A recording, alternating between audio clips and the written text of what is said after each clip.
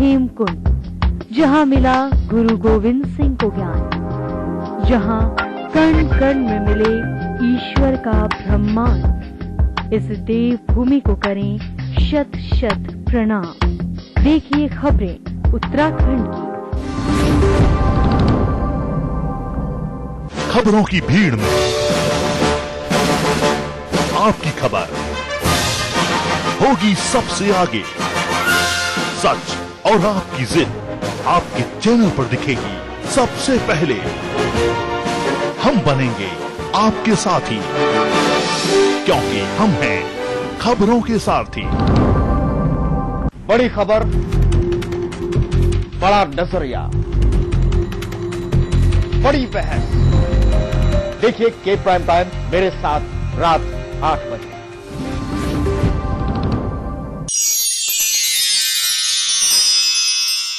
उत्तर प्रदेश के लोगों के लिए ये बहुत बड़े गौरव का विषय है और खास करके कानपुर शहर में रहने वाले लोगों के लिए ये बड़ा गौरव का विषय है कि कानपुर शहर से पला बढ़ा, पुष्पित पल्लवित हुआ ये चैनल आज उत्तर प्रदेश को गौरवान्वित करने वाला है। मुझे पूरी उम्मीद है कि ये आने वाले कुछ ही वर्षों में एक बहुत बड़ी छाप न्यूज मीडिया इंडस्ट्री में छोड़ेगा और इसके लिए के न्यूज को बहुत बहुत शुभकामनाएं।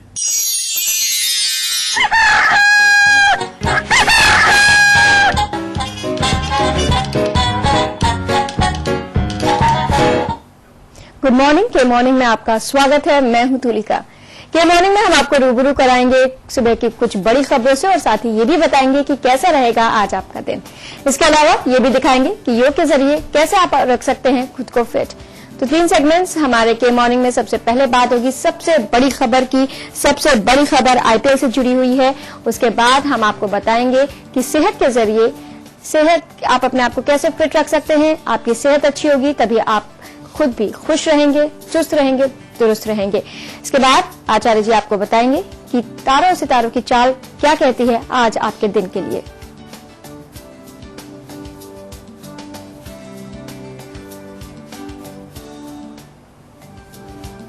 तो 3 सेगमेंट्स हमारे के मॉर्निंग में। सबसे पहले बात सबसे बड़ी खबर की, फिर बात होगी आपकी सेहत से जुड़ी हुई, फिर बताएंगे आज आपका दिन कैसा होगा। लेकिन उससे पहले एक नजर डालेंगे हेडलाइंस पर। शरद पवार ने की आईपीएल मैचों की गृह मंत्रालय से जांच कराने की मांग। कहा श्रीनिवासन जांच होने तक छोड़े कुर्सी।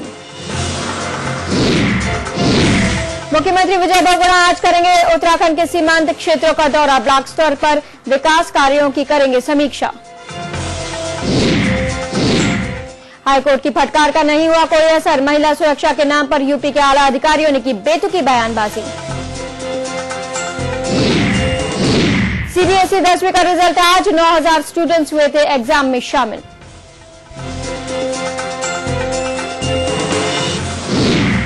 और कुश्ती ने पार की पहली बाधा। आईओसी ने किया शॉर्टलिस्ट। सितंबर में होगा आखिरी फैसला। बीसीसीआई के पूर्व अध्यक्ष शरद पवार ने आईपीएल 6 के सभी 75 मैचों की गृह मंत्रालय से जांच कराने की मांग की है। वहीं पवार ने श्रीनिवासन को मामले की जांच होने तक इस्तीफा देने की बात कही। उन्होंने कहा कि मैं अगर उनकी जगह होता तो ये सब नहीं होता। वर्तमान प्रकरण के कारण खेल और बोर्ड की साख प्रभावित हुई है। उन्होंने दोषियों के खिलाफ निर्मम और प्रभावशाली कार्रवाई का पक्ष लिया है।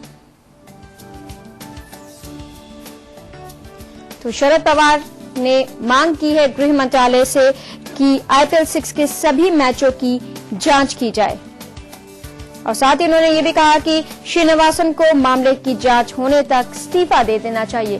श्रीनिवासन के इस्तीफे की मांग लगातार उठती आ रही है और शरद पवार ने भी अब श्रीनिवासन का इस्तीफा मांगा है और पूरे आईपीएल 6 के सभी मैचों की जांच करने की बात गृह मंत्रालय से की है। और इसी पे बात करने के लिए हमारे साथ स्टूडियो में मौजूद है हमारे पॉलिटिकल एडिटर दुर्गेन सिंह चौहान और वरिष्ठ पत्रकार अनिल चतुर्वेदी जी। दुर्गेन जी, शरद पवार का भी नाम शामिल हो गया है जो श्रीनिवासन की मांग कर रहे हैं, और शरद पवार ने तो गृह मंत्रालय से IPL 6 के सभी मैचों की जांच करने की भी मांग करती है। तुलिका, एक बात मैं आपको बिल्कुल स्पष्ट रूप से बता दूं कि शरद पवार BCCI के भी अध्यक्ष रहे हैं और ICC के भी अध्यक्ष रह चुके हैं।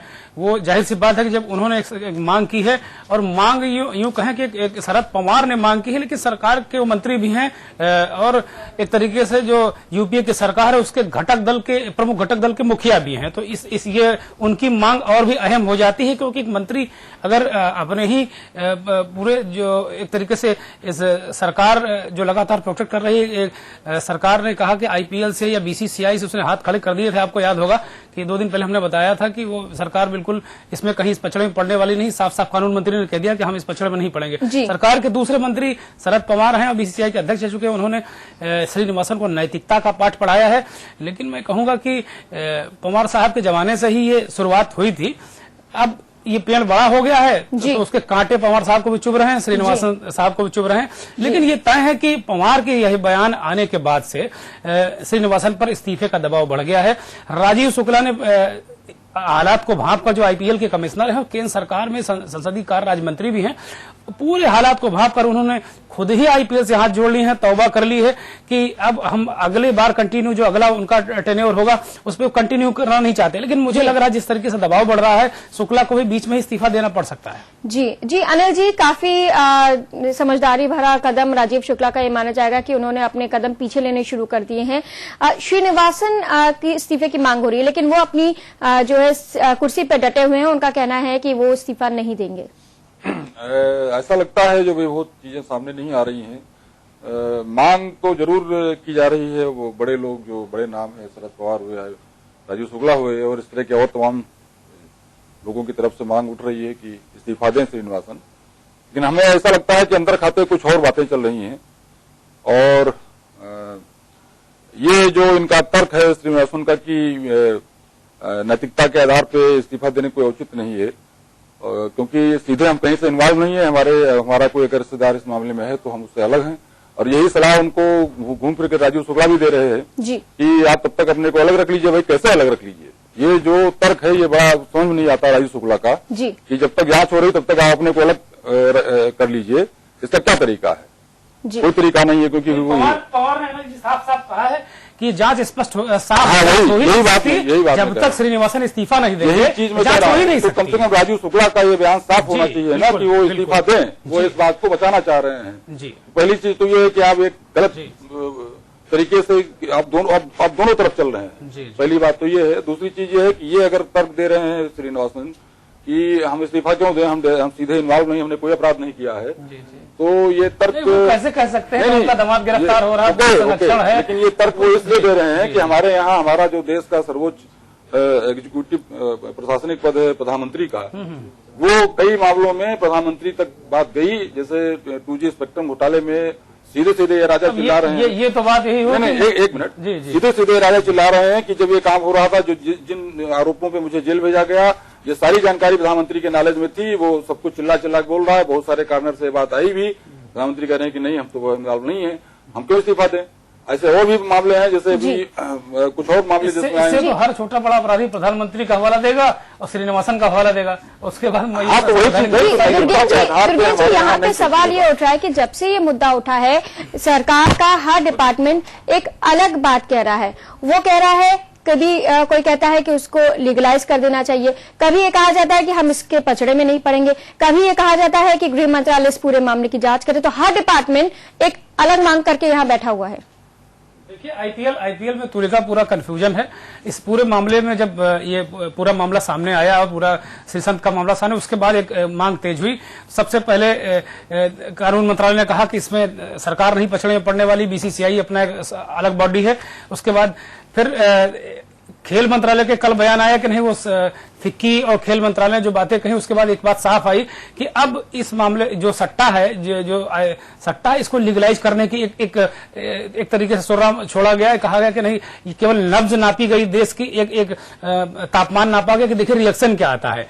तो उसके बाद फिर 24 घंटे भी नहीं बीते और खेल मंत्रालय को स्पष्ट करना पड़ा कि हम ऐसा कुछ नहीं करने जा रहे हैं। राज्यों का ये स्वविवेक है, जैसे लॉटरी चलाते हैं, अगर वो सट्टा चलाना चाहते हैं चलाएं, लेकिन ऐसी व्यवस्था नहीं है। दूसरी बात, तमाम लोगों ने तुलिका इसको घुड़दौड़ और लॉटरी से इसकी तुलना की नहीं। वही जब घुड़दौड़ और लॉटरी, जैसे रेस कोर्स में घोड़े दौड़ते हैं और लॉटरी चलती रही है, तो सट्टा क्यों नहीं? इसकी बात भी फिक्की और तमाम संगठनों ने इस तरह की चीजें जो सामने आई जी। लेकिन आपको बता दें कि ये पूरा मामला ही अलग है। इसका पूरा संविधान में दी गई परिभाषा ही जुदा है सट्टे की। सट्टा सीधे अपराध है। संविधान को अगर देखें, अगर जो जानकार हैं, तो संविधान में इसकी परिभाषा अलग है। ये अपराध की श्रेणी में, इसको लॉटरी और उसकी तरह से नहीं जोड़ा जा सकता है। तो वाकई बड़ा कंफ्यूजन है। अब शरद पवार ने मांग कर दी कि अब इनको इस्तीफा देना चाहिए। अब सब सैद्धांतिक बातें कर रहे हैं, कोई ठोस कार्रवाई नहीं है। एक तरफ श्रीनिवासन अड़े हुए हैं, वो मांगे किए जा रहे हैं। सरकार में इतना जबरदस्त कंफ्यूजन नजर आ रहा है। एक मंत्री कह रहा है इस्तीफा दे देना चाहिए, कानून मंत्री कह रहे हैं हम कानून बनाए जा रहे हैं। उसके बाद खेल मंत्रालय आता है, वो कहता है कि हम इसको लीगलाइज करने की बात होती है। उसके बाद फिर एक तरीके से 180 डिग्री पे एक तरीके से वो चेंज मार जाता है, कल्टी मार जाता है, और उसके बाद सीधे जो कुछ है आपके सामने है। जी दुर्गेश जी, तो ये कहा जाए कि कुल मिला के जो है कंफ्यूजन है। आईपीएल को लेके सरकार में कोई कुछ मांग कर रहा है, कोई कुछ मांग कर रहा है। नित्य नए बयानबाजी इसको लेकर आ रही है। श्रीनिवासन के इस्तीफे की मांग हो रही है, तो कहीं इसको लीगलाइज करने की मांग की जाती है, तो कहीं अब शरद पवार ने कह दिया है कि गृह मंत्रालय सारे मैचों की जांच करे। तो कहीं ना कहीं सरकार भी इसको अब अपराध मान रही है। और लेकिन यहां पर जरूरत यह है कि एक ठोस कदम उठाया जाए, एक ठोस नीति बनाई जाए, जिससे कि सट्टेबाजी रोकी जा सके। फिलहाल यहां पर रुकेंगे एक छोटे से ब्रेक के लिए।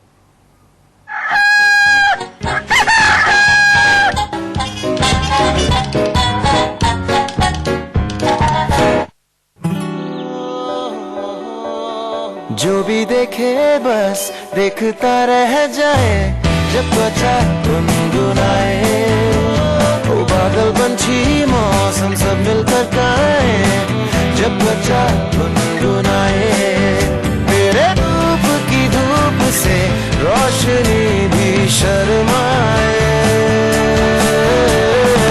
जब त्वचा गुनगुनाए। कोकोनट के गुणों वाला वीनस सोप त्वचा को बनाए कोमल और खूबसूरत।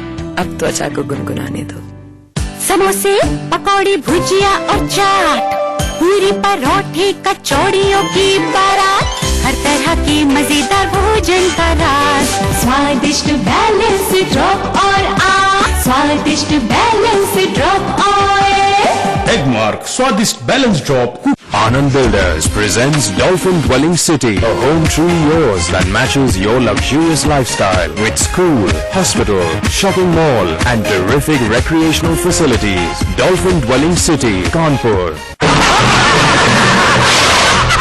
कहाँ लेके आया हमें लिए? राजरतन, ये हमें किस काम का?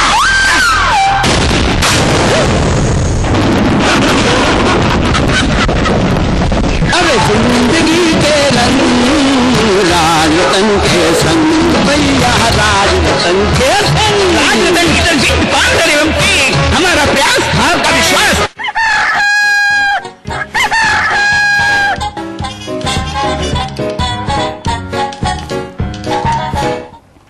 के बाद के मॉर्निंग में आपका स्वागत है। और अब बात कर लेते हैं पहाड़ी राज्य की। मुख्यमंत्री विजय बहुगुणा नेपाल सीमा से लगे इलाकों का दौरा करेंगे, जिसके चलते भारत नेपाल सीमा पर पुलिस ने सघन चेकिंग अभियान शुरू कर दिया है। मुख्यमंत्री आज किच्छा, सितारगंज और सीमांत क्षेत्र खटीमा में ब्लॉक स्तर पर विकास कार्यों की समीक्षा करेंगे। इस दौरे के दौरान जनता मिलन समारोह भी आयोजित किया जाएगा। वहीं सुरक्षा के मद्देनजर सीमांत इलाके खटीमा में पुलिस पूरी मुस्तैदी बरत रही है।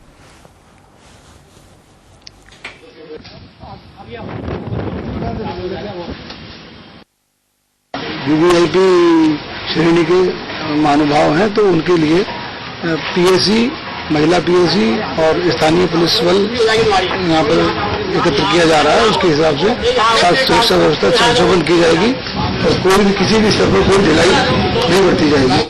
इधर द्वाराघाट के सीतला पुष्पक मैदान में मुख्यमंत्री विजय बहुगुणा ने एक जनसभा को संबोधित किया और लोगों की समस्याएं भी सुनी। मुख्यमंत्री को इलाके के विधायक ने जो विकास कार्यों की लिस्ट दी, उस लिस्ट पर अपनी मुहर भी लगा दी। सभा को संबोधित करते हुए मुख्यमंत्री ने विकास कार्यों में आ रही रुकावट के लिए पिछली सरकार को जिम्मेदार ठहराया, वहीं राज्य के समग्र विकास की बात कही। मुख्यमंत्री पहली बार द्वाराघाट के दौरे पर आए थे।